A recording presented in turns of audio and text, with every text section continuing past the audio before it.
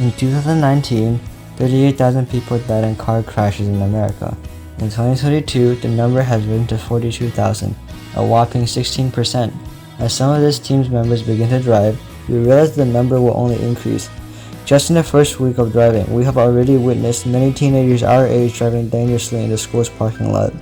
To solve this, we realize that as drivers, we need to be more aware of our surroundings and be more proactive when it comes to defensive driving. We realize that if we can't make others drive better, we should at least make ourselves better at reacting in critical situations on the road by improving our split-second decision-making, reaction time, and peripheral vision. To approach this issue, we decided to make a program that trains all of these aspects.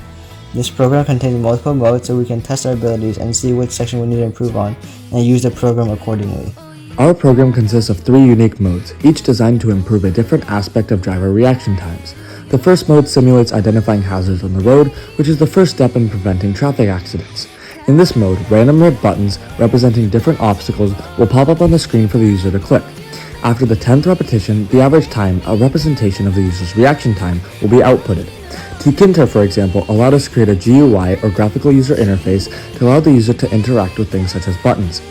We then use the random module and the time module, which are both built into Python to randomly generate a position for the button, as well as the delay before the button appears, thus ensuring that this test assesses true skills rather than pattern recognition.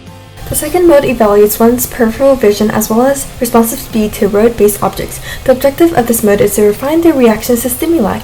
Buttons are presented featuring the right, left, and upward arrow that appear and vanish within a 250 millisecond time frame, the reaction required for precise scoring within this setting.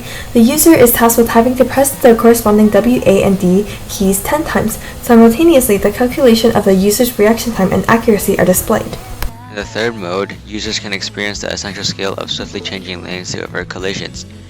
Here, users will be able to maneuver a player card with the A and D key to avoid hitting oncoming computer-generated cars. This not only hones a user's ability to react promptly, but also heightens their capacity to make quick decisions. What are some challenges we faced? We iterated through the engineering process as we encountered various problems. A big challenge we faced was working around the Tkinter module restrictions.